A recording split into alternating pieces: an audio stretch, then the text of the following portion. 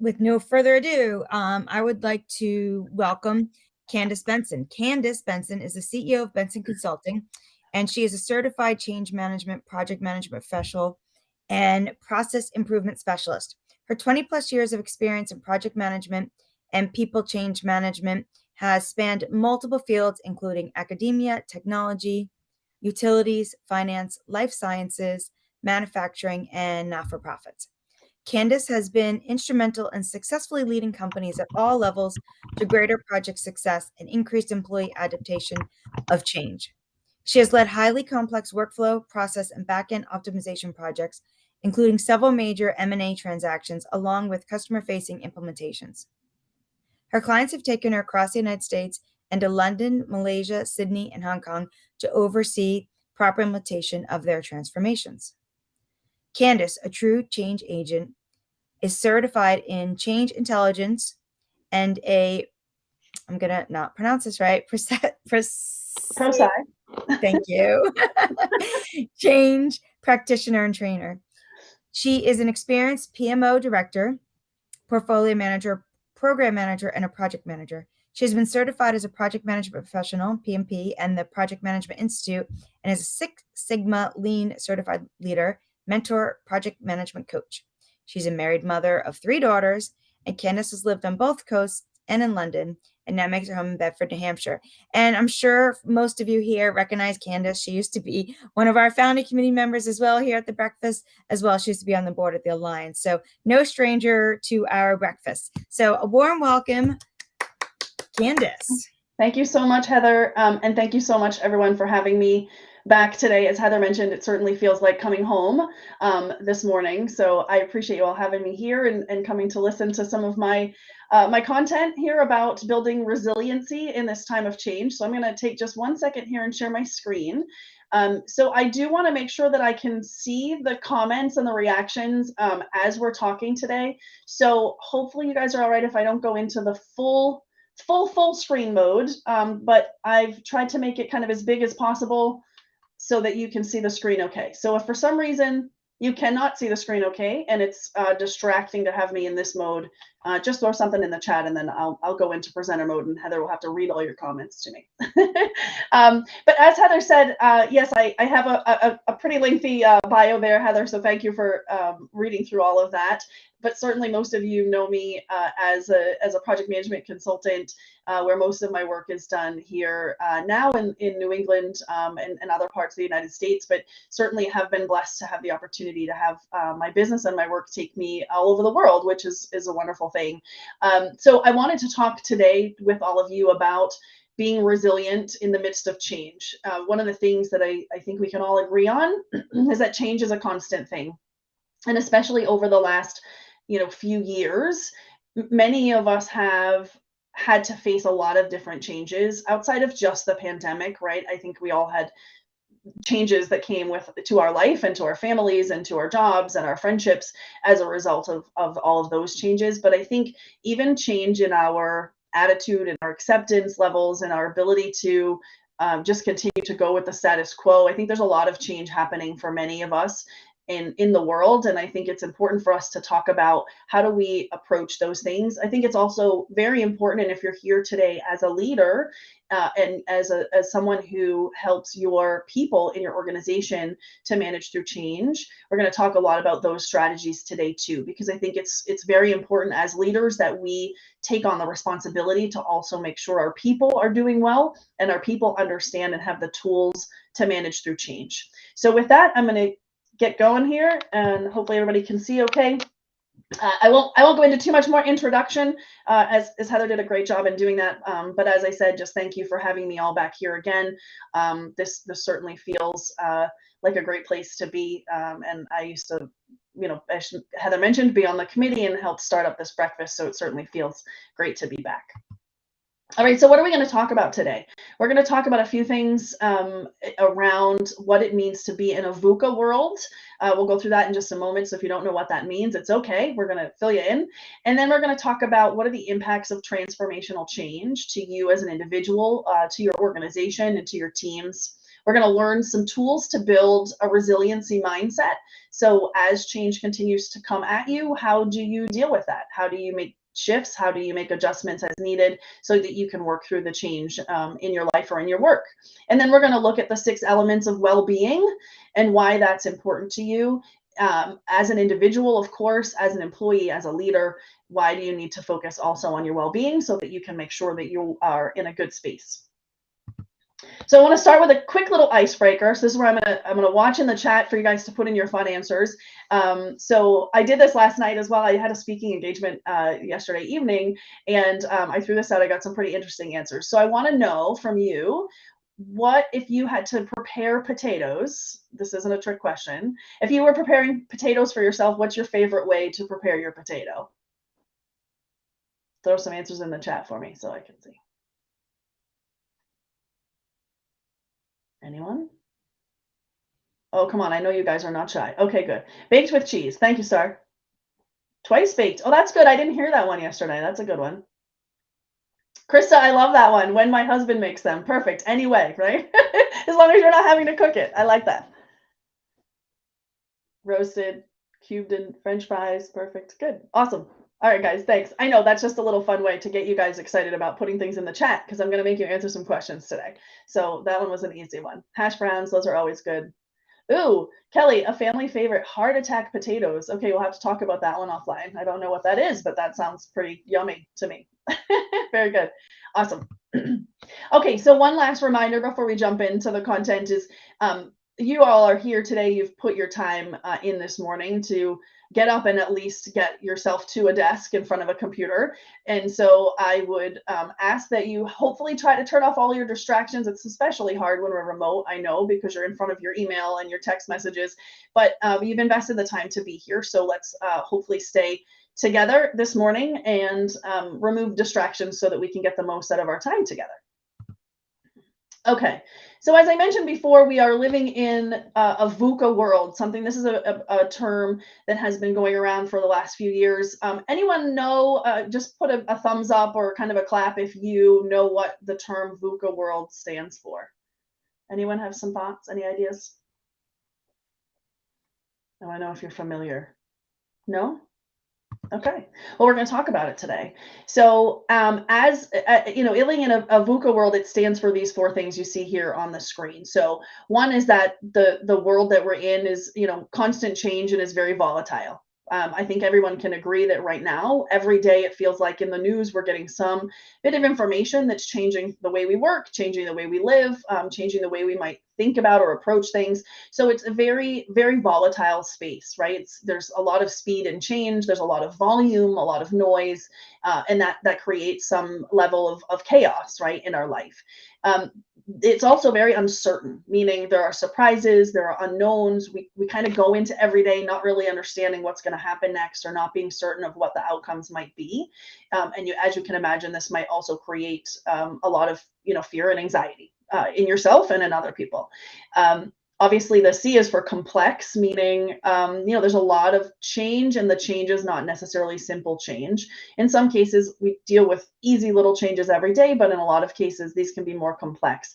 And then A being ambiguous. There's a lot of misinformation or lack of information, and there's just so much noise that sometimes it's very difficult to understand what really is happening, what really is the space that we're in and the change that we're going through. And so as we sit in this space of constant change and kind of chaos, I would say for individuals like myself that are project managers, this is sort of, we laugh a little bit amongst those in my network that this is sort of the world that we were built to play in, right? As a project manager, we want to put the chaos back into buckets and make it less chaotic. So that's the thing where we thrive. But for a lot of people, it's not a nice place to be, right? It creates stress and anxiety and an unsure way of approaching each day. So as a leader or as an individual in looking at this for your own space, especially within your work and what you're doing on a day-to-day basis, there's a couple of things that you can do each day. And I would recommend that you sort of start each day as you're approaching a particular piece of change on a project or with your team, and you look at it and ask, how much do we know?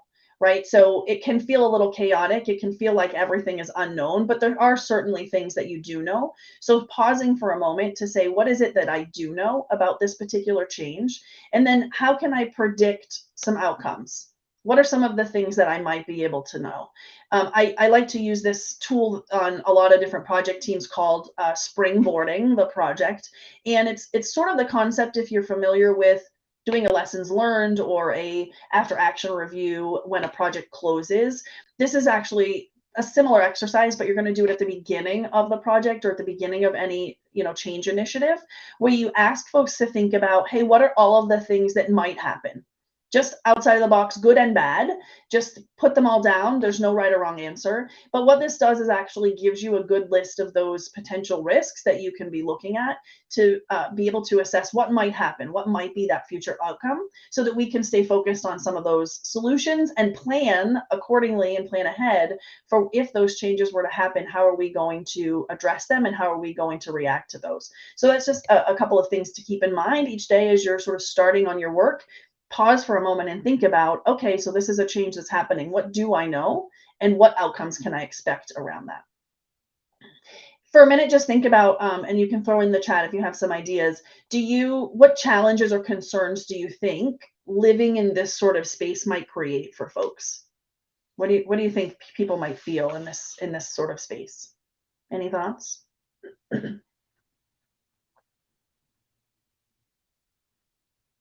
I'm waiting for you guys to type. No? Okay. Okay. Anxiety. Yeah, absolutely.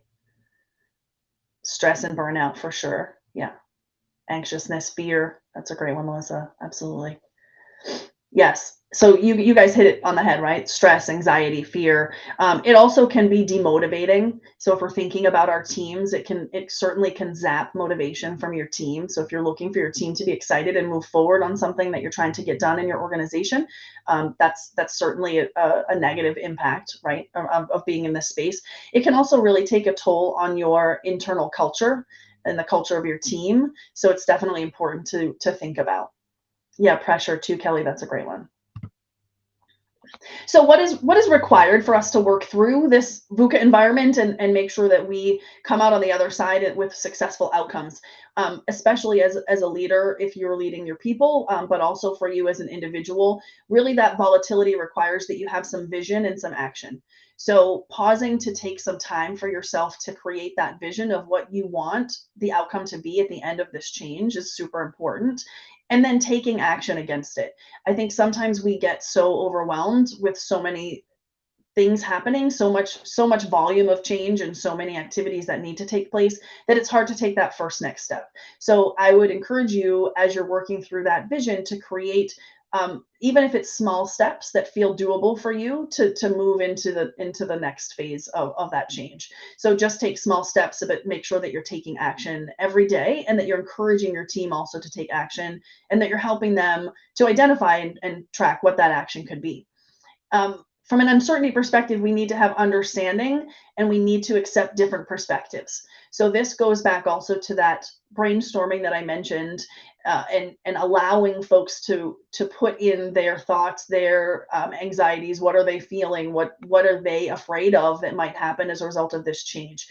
If you think about it from the perspective of a large transformational effort, where maybe you're implementing a new system that's going to streamline a lot of the work day to day that some of your employees are doing, there might be a fear there that at the end of this project I might lose my job, right? I might not have the same ability to do the work that I do every day because this system's going to replace me. That's a real fear, and sometimes it's a reality. And so I think as a leader, it's really super important that you think about how can you have understanding and take in the different perspectives of the folks on your team so that you can address those things and make sure that that you're communicating effectively around that. So we also do need clarity and communication, around those complex changes. So especially in an instance where you feel your team might have a lot of anxiety, they may have a lot of questions, making sure to over communicate. Organizations do not communicate enough, and oftentimes, and even us as leaders, we sometimes can get into a space where we feel, we've told them already, we've trained them on this, we've given them this information, and they should know it. But the reality is that people don't hear most messages. One, because we're so busy. Two, because companies most of the time will throw things out in an email or say something in a town hall where there's already so much noise that people are missing that.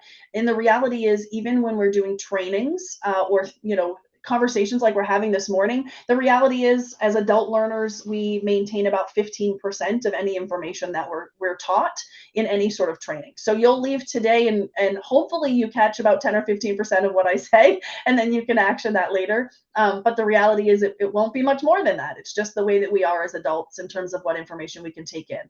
So it's important to think about, as a leader, what can you do to add more clarity and additional communication around these types of changes that are happening in your organization? Some examples of that is maybe you could do some learning snacks, some little sort of nuggets of information that you share out every couple of weeks, a 30-second video that you just remind everybody on your team, hey, here's why we're going through this. Here's the benefits to us. Here's why it's important. But hey, here, I also understand what you're going through. I'm feeling some of these things too. But sharing in different vehicles that maybe you haven't tried before, so that you get an additional opportunity to get in front of folks, will be super important. And then, because there's so much ambiguity, we want to have agility in decision making. So and some innovation around the way that we allow folks to think about the change. So making sure that even though we have to have a specific plan as we go into an approach, that we are open to hearing other ideas, that we're open to pivoting if something needs to be changed, and that we can create that continuous improvement along the way. That's very important. So an example of that is maybe every week you're doing a team meeting. Maybe that team meeting is not really adding much value, that you're just sort of listing out accomplishments from the day or from the week, and those aren't really value added conversations for the rest of your team. So maybe you're going to pivot and you're going to go more to a Scrum type model where you're talking specifically about, what is your roadblock? What can I do for you? What do you need from someone else on the team today? And those conversations can focus to be more value add. So don't be afraid, just because you've been doing something for a long time, to change it up if you see that it's not working, especially in this type of environment where there's so much change and potentially some anxiety and some fear, right? Those things we talked about earlier, the unknown. So just a reminder that, again, there's constant change. Change is a journey. Everyone is going to go through change, but we'll all do it at our own pace. So there's sometimes I show this image of during projects of a ship sort of leaving a dock, and you see some people that are right at the front of the ship, right, and they're waving back. They're so excited, like, yes, we're leaving on this trip. And then you see some people that are sort of sitting back, not sure. They're on the boat. They'll see how it goes, right? And then you see the guys that you have to literally pull off of the dock onto the boat before it takes off and leaves them behind. So all of those individuals exist on your team, and I'm sure you can even think about who they are right now as you're thinking about that image. And so I would say, just to make sure that you're being patient with yourself, with others, as you're going through change, that it takes its time, and it's going to take the time that it takes for you to get go through sort of the emotional stages of that change. So why is it important that we focus on resiliency? Why is it important that we focus on managing the change with our teams and with our people? I wanted to share a few stats here with you, a couple of stats around the impact of a lack of engagement for your folks, because as we just mentioned, one of the impacts of being in such a chaotic space is that people stop engaging, right? They're not involved in a lot of conversations. They sort of just wait to see what's happening. They don't necessarily go above and beyond maybe the way they used to if they're feeling uncertain. And so that lack of engagement is costing us, right, a big time in the economy. According to Gallup's last year, their workplace study, $7.8 trillion in lost productivity for organizations, and $350 billion a year specifically for US organizations. And I can tell you also, specifically in the project space, for whatever reason, even though we have been talking about this for 10, 15, 20 years, projects are still at a success rate of about 30%. That's just the reality. It continues to maintain that level of success rate. And so there's so much lost money and time investment for our people. So this is really important to think about, that, in addition to the loss of productivity we have day to day just in our normal work, what is it now costing us that we're sort of in this chaotic, constant change space, and why we need to pay attention to that. So why do we fear change? Why do we resist change? I think it's a lot of the unknowns, as we mentioned before. It's not necessarily easy to step into a space where you're not sure, what's going to be happening next. But it's important for us to stop and consider and think about, why do we resist it?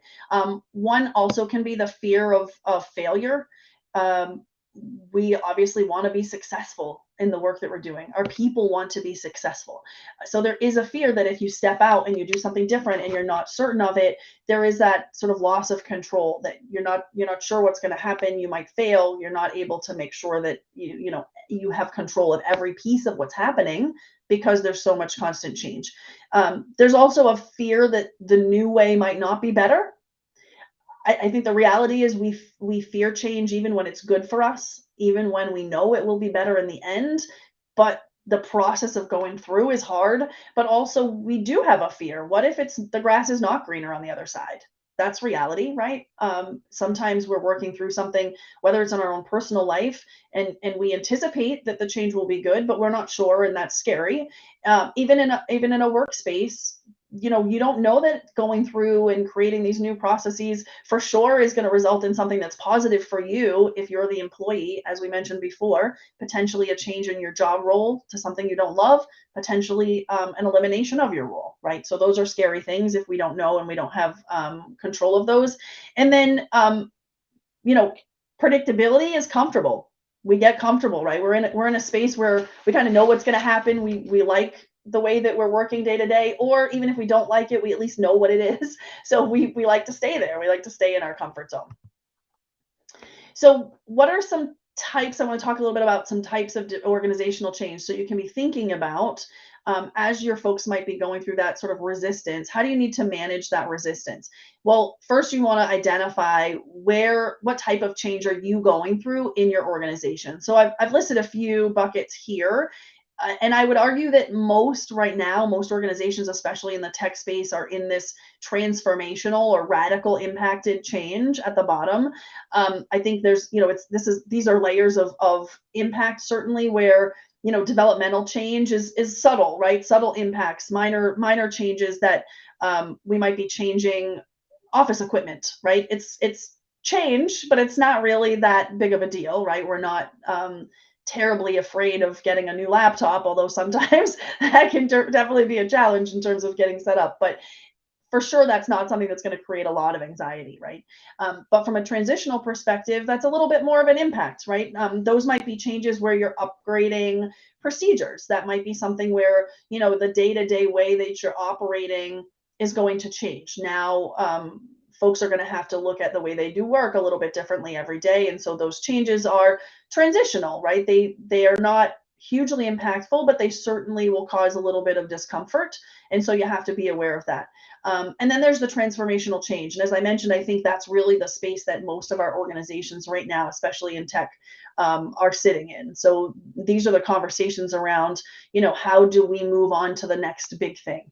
How do we make sure that we are taking advantage of the newest technology? How do we make sure we stay ahead of our competition in the market space? And does that mean taking on the ability of use of AI? Does that mean switching and going with a whole new ERP system so that we can make sure we're the fastest in response, that we can get our product to market more quickly than our competitor, that we can pivot and make change if there's changes to regulations in the marketplace? So these are hugely transformational changes. And the reality is, and where it causes, I think, some additional angst, is that a lot of organizations are going through multiple transformational changes at once.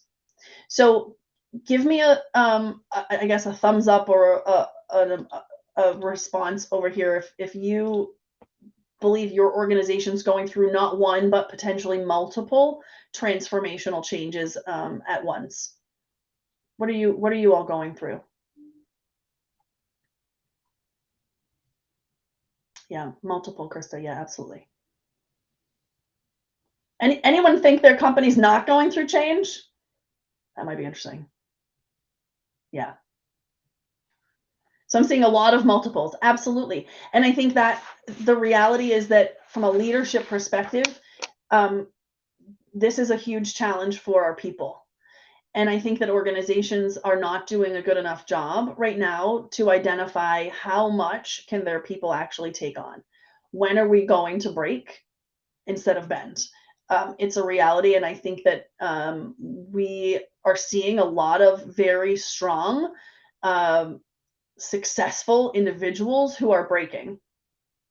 And I say that not lightly, because the reality is there's too much change. There's so much coming at us, and we don't necessarily have all the tools to make sure that we can work through that. So for those of you that are in that space where you say there's multiple changes going on and a lot of transformation in your organizations, if you are a leader, I would encourage you to stop and think about, is there a way to slow down some of that change? Is there a way to bucket some of that impact so that everyone's not sort of feeling that all at once? And if not, because sometimes there's not a way to do that, just talking to your management about some of the tips we're going to go through here in just a few minutes around making sure your folks have other outlets to make sure their well-being is there. So we're going to talk about defining resiliency. And so as we're going through all this change, the important thing is that we need to make sure that we can be resilient. So go ahead and throw in the chat for me how you would define resiliency. What does resiliency mean to you in your day-to-day life or in the work that you do? I'd love to get some ideas from you all. And I just shared one, right? The sort of my definition is really, how do you bend but not break when something's going on? And yes, adaptability, that's a perfect one, Kelly, right? How do you adapt and pivot to what's happening? Taking one day at a time, that's great. Yeah, those are great ideas in terms of how we can continue to work through. I love that, Laurel. Bouncing back without resentment and regret. That's huge. Absolutely. Acceptance. All very good. All very good answers. So why do we need to, and then here's a cute few other ones, right? Positive outcomes despite high risk status, right? So that adaptability, that without resentment, right? That was perfect in terms of making sure we have positive outcomes. How can we stay competent in the face of stress and continue to be successful? How are we sort of adapting to trauma, right? These are all definitions of how we can stay resilient. And so if you were to define or be able to recognize resiliency, I wanted to share some things with you to think about. And obviously we don't have the time, unfortunately, today to go through those together. I would love to actually have you guys answer and work through these together as mini groups. So maybe that's something we can do another time. But this really are some questions that you can ask and maybe work through with your teams back at your office as well. But do you have a support system? So if you recognize that you're in a place where you really need to be more resilient, do you have a support system? So when you're faced with a challenge, who's there for you? How do you work through that? Do you have skill sets to be able to cope with negative thoughts and feelings? Do your people have skill sets to deal with negative thoughts and feelings? That's super important. Do you have the resources to look at, how do we bounce forward? How do we work through that? And then do you have the strength and understanding of yourself to be able to look back and have those conversations when something's not going so great? What can you learn about it? Maybe what did you bring into that to help create that space? Or then how did you be able to, deal with that when it happened as well? So just some things to think about and talk about with your team. And yeah, I know, Paige, that's a great one, right? Bounce forward. Yes. Forward together, actually. I'll throw that today. Okay, so assess your resiliency muscles. So just some things to think about, especially as a leader, and as we talked about, what are those skill sets you might need as we were just going through those questions. I just threw a few of them out here. I won't necessarily read them all to you, but some of the resiliency muscles that you might want to be building up go through some trainings, get yourself some practice in some of these spaces. Definitely that optimism one is super important. And I would just also tie that into, happiness. What are some things that make you happy, and making sure that you make time and space for those every day is super important. That empathy one I want to call out, right? We talked about making sure you're taking in different perspectives and having empathy. And then self-care is super important, right? We're going to talk about that a little bit more. All right, so I want to keep going because I know we are tight on time today. So steps for cultivating resiliency on your team. So I'm going to go through a few of these steps, and then we're going to talk about some self-care, and then we'll have some questions. So step one, get connected. So this is, again, you want to make sure that you're building time and space with your team to connect with them, to create opportunities to have support for each other. So often we don't create space and time for our people to even think, right? We don't even have time to think on a daily basis. We're in so many meetings, we're running back to back, we're doing all the things. So please stop and think about, do your individuals on your team even have 5 minutes to think about, what is this change that we're pushing through? What does it mean to me? What does it mean to our organization? And how do we need to approach it? And how do we need to plan for things that are coming? Please make sure you're creating that space to connect with your people and allow them to be vulnerable and to share the things that they're worried about, and do it in an authentic way, right? I think at the beginning of COVID, everybody sort of saw the push for, managers check in on your people. And so it was sort of that like daily 5 minute, Teams chat, like, are you doing okay? How are things? How are the kids? How are the dogs? Right? Like, just, it was very forced. And I think, it came from a good place, obviously, of us wanting to make sure all of our people were doing well, but make sure it's authentic and create that, that real space. You also want to then focus on, the meaning of what it is that you're working through in the change. As I talked about before, set those small little goals that every day you can make change. Every day you can move forward towards the project objective, towards your personal objective, whatever that goal might be, and encourage your team to do the same. And maybe you're even having a small check-in, like a coffee that's 15 minutes with your team. And the idea there is just like, hey, let's share the one thing we're going to make sure we accomplish today. Just one thing. And then at the next morning, you can say, how'd we do? Right? Just holistically, you don't have to go through every list, but how did we do? Did we do well yesterday? Okay, well, let's do great today. Either way, right? And then create that focus on what are the important things that you want to accomplish. You want to, especially as a leader, practice acceptance of each other, acceptance of your team members, acceptance that there are feelings and emotions, and that a lot of us are going through a lot of those things right now that maybe in the past we might not have shown at our office.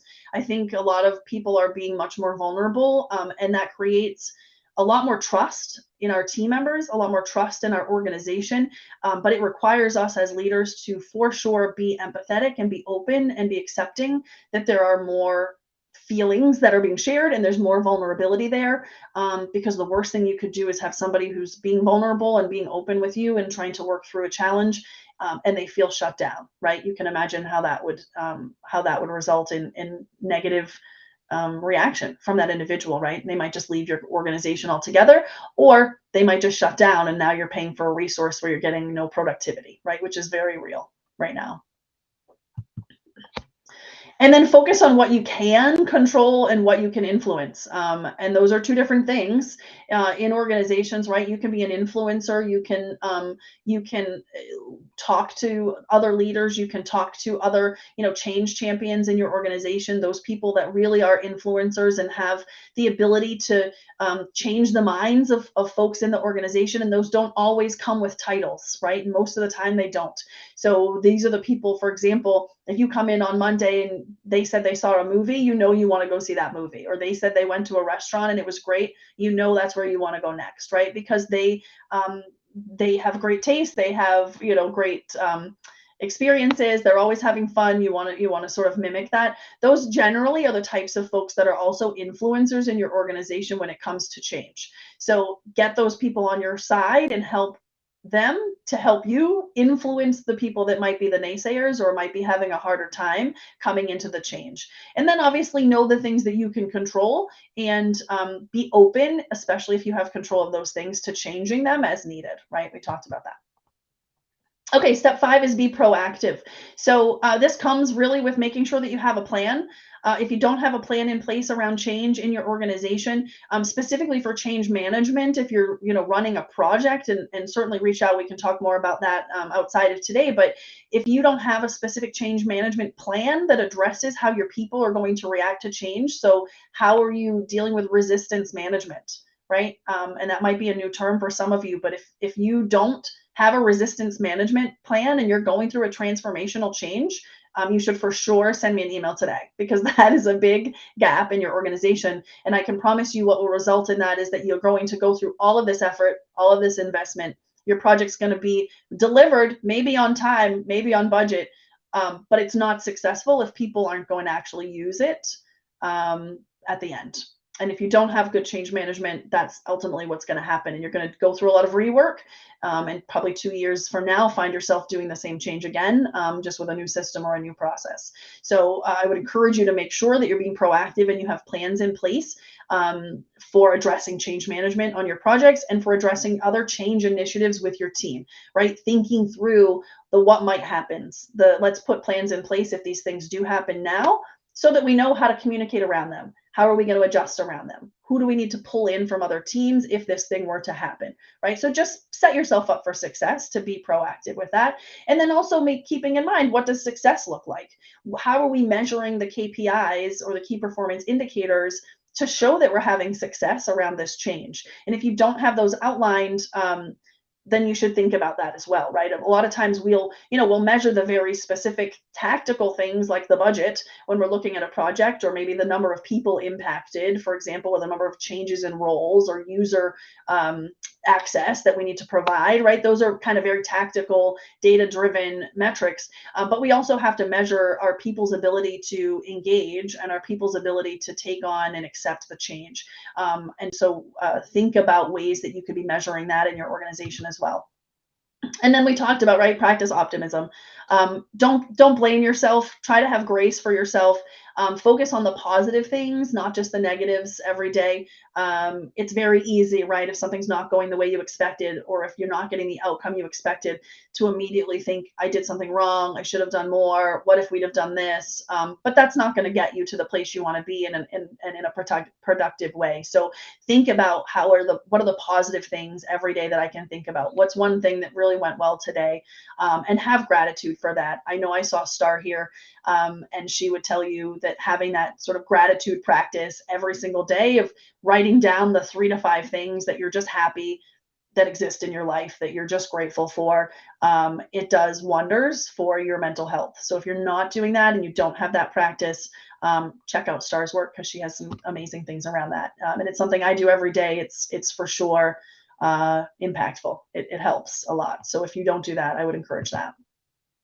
Okay, so before I go through the last couple of slides here, I just want to celebrate you. I want to take a pause just to say thank you.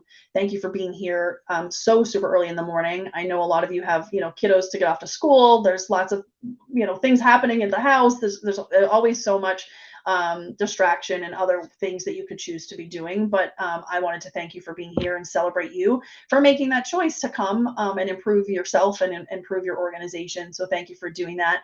I know we don't have tons of time, so I would ask you to throw into the chat if you have some ideas on something that you are proud of or grateful for, lately that's happened, just in that sort of vein of gratitude and optimism. So just throw those in as I keep going here. But I'd love to be able to read those after if you want to share. Okay, so step 7, use humor. Not much else more to say here. I've tried to crack a few jokes for you today. It's a little bit hard when I can't see you and you're not, responding. But hopefully in there was some laughs, a couple of my jokes. And I think it's important, right, especially when we're going through heavy topics, that we try to stay light, use humor, laugh when things go wrong, if it's funny, not obviously at someone else's expense, but just be open with your team about creating space to have happiness on your projects and on your teams. And then step 8, making sure that you're paying attention to your well-being. A few different ideas around this. I mean, now, especially if you have a group of people that are working remotely, I know there's some folks here that work fully remotely still in their jobs. Set a 15-minute or a 30-minute meeting once every couple of days for your team, especially if you're the manager of this team, I would encourage you to do this. Make the space for your people to know it's okay.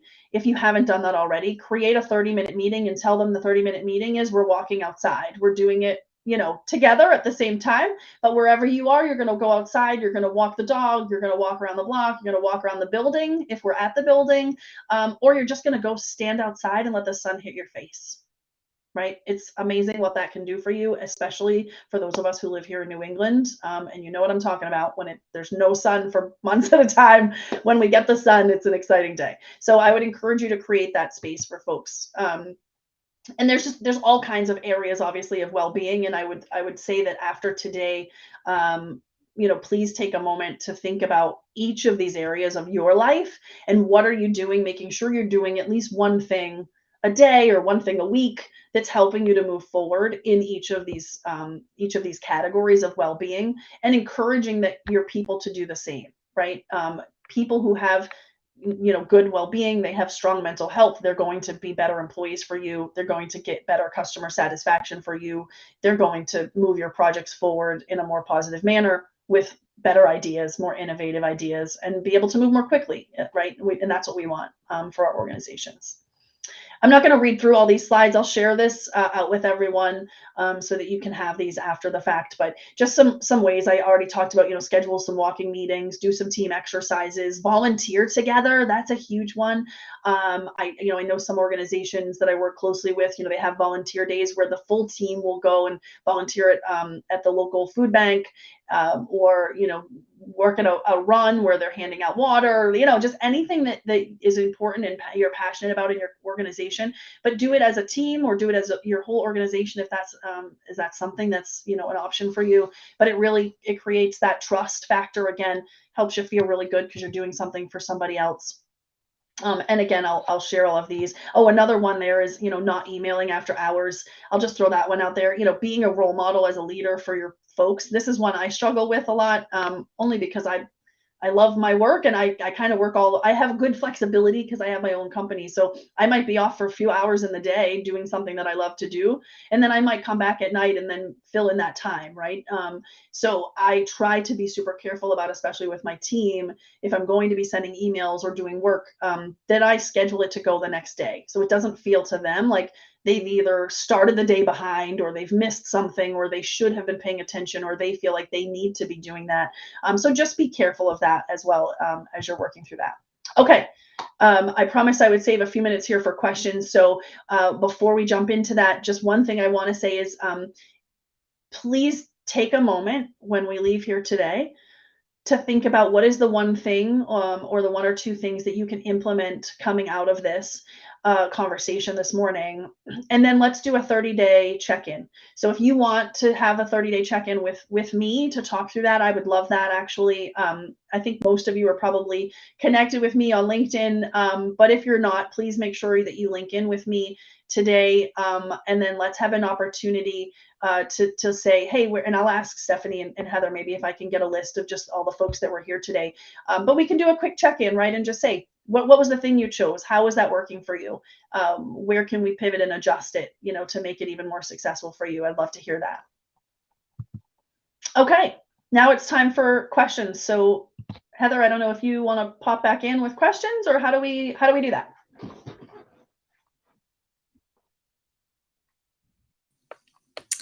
Yep. So I can read off some questions to you. So if anyone has any questions, if you could put it in the Q&A box, just a little easier for me to go through it rather than the chat box. But I'll monitor both. But I'd love it if you could put it in the Q&A box, and then we are here for you to answer questions. While I'm waiting for them to come in, Candace, it's funny. A couple of things that you'd mentioned when you talked about time to think. Mm-hmm. And especially when everybody was 100% remote. And I mean, how many people did we talk to who had, their Zoom meeting that went every minute? No one would take the time to, when they were scheduling a meeting with someone else, to say, oh, I noticed that they're back-to-back meetings. Maybe I'll do my meeting at 9:05 or 9:10 to allow that person a 10-minute break. I think that's really important. I try to be very cognizant of that when I have the ability to look at someone else's schedule and be like, oh, I know that, they had 2 hours of meetings back to back. I'm going to do it at 10 after. And it's nothing weird to do that. Just give that person a time to think and breathe and take notes from the prior meeting. Exactly. Yeah, no, that's such a great point, Heather. And I think, yeah, organizations have gotten worse for sure. I didn't think that it was possible that organizations could have more meetings, but they figured it out somehow in the pandemic and being in the Zoom culture. So yes, there are way too many meetings. Number one, I would also just add, think about, is the meeting you're setting up, does it have to even be a meeting? Because a lot of times we set meetings that don't even have to happen, right? It could easily be an email or a Slack message. It could be a quick little 30-second, video that you create for your full team and send out, right? As I mentioned, there's other ways to share information. And I think sometimes we just get so meeting heavy and we don't even have to have that meeting. So that I would also encourage you to think about that if your meetings are back to back to back every day, but absolutely also creating like a meeting free zone for your team. Maybe it's 1 hour at lunchtime, whatever it is, but they can use that to do whatever they want. They can walk outside or they can use it to work, because a lot of times we don't even have time to do the work, right? Because we're in meetings so often. But yeah, that's an excellent point, Heather, for sure. Yeah. And I like your point where you said, especially if it's like a one-on-one, hey, let's take our one-on-one while we're walking outside. Because Exactly. I totally related to what you said, and most people here probably do with the sun. If there's like sometimes if I'm working from home, just I do that. I'll go outside for a few Mhm. minutes. Like, I just need to feel the sun. So I really like that idea of like, hey, let's walk while we're having that meeting. If you don't need to be in front of your laptop and have stuff, if you're just having like just a Mhm. conversation, a check-in, Yeah. I think that's a wonderful idea. Yeah, and I would argue that you're actually going to get better ideas if you do that, because being in front of our screen, I think it almost limits our ability to be innovative and to think about new ideas, because it's just a distraction, right? That we're in front of our screen. So I think that's a wonderful idea. Or even last night, actually, a gentleman shared, because I was asking about any sort of fun things they do with their team, and he shared that he does meetings like out at the picnic table sometimes. So it sort of took me back to the days of school where we were able to have a session outside when the teachers thought it was a nice day, and how great that Right. was. Right? We were so excited as kids. So imagine how excited your people Yeah. will be if you say, hey guys, we're going to go outside and have this meeting at the picnic table. They're probably going to be so excited. So Yeah, absolutely. And Star made a point in the chat. She said that she works with one company who's made Fridays a no meeting day.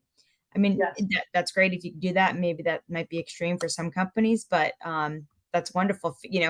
Close out your week, finish your work, and prepare for the following week. So Yeah. we do have a question in here. Right. Linda's asking, my company works remotely. Do you have team building activities, games that can be done remotely? Oh, absolutely, Linda. So there's a lot of them. There's actually, even online tools where you can do sort of Pictionary, right?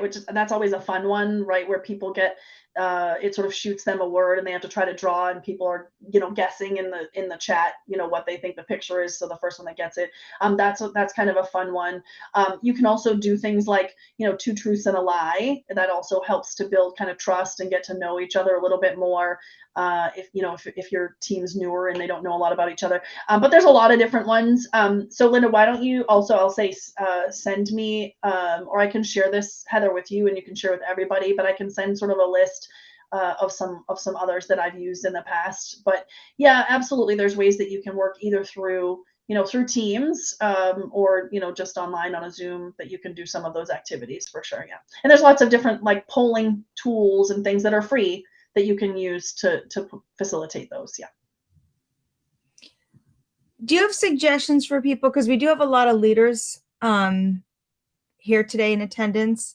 Um, but for anyone who may not be in a leadership role, or even if they're mid-level, so they're managing down as well as up, because you made a couple suggestions, but I'm wondering if someone doesn't feel empowered, like you mentioned about Mm. the emails, or saying, hey, we may not meet a meeting. Um, Anything to empower someone to say maybe to their boss, Yeah. I don't think I need the meeting. There's not a lot to go over. However, I don't feel like I should say we don't need the meeting, because then they may think something, negative about me. Do you have any suggestions on managing up? I do actually. Yeah, that's a great question.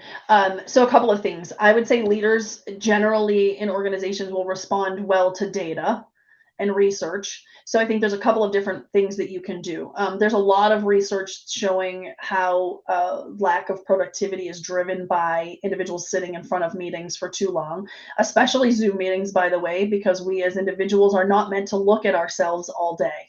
So that's a real thing, right? Yeah, I know. I like to look at myself, but I'm with you, Heather. It's okay. But honestly, science says, right? We're not meant to stare at ourselves all day long.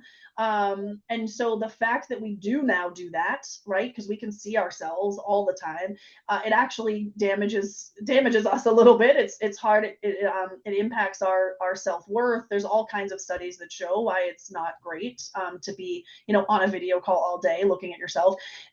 So that's you can look at statistics and research that sort of show the productivity, and how that goes down if you're in meetings all day, or the lack of people taking a break and what that means to how effective they are in meetings. So that would be number one.